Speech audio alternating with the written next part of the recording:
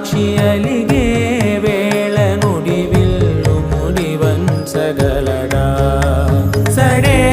చాలు శత సైన్యాలు నడిపే ధీరుడైనా వసుధావాణి మిథిలావేణి మది వెనుక పలుకు పలుకులె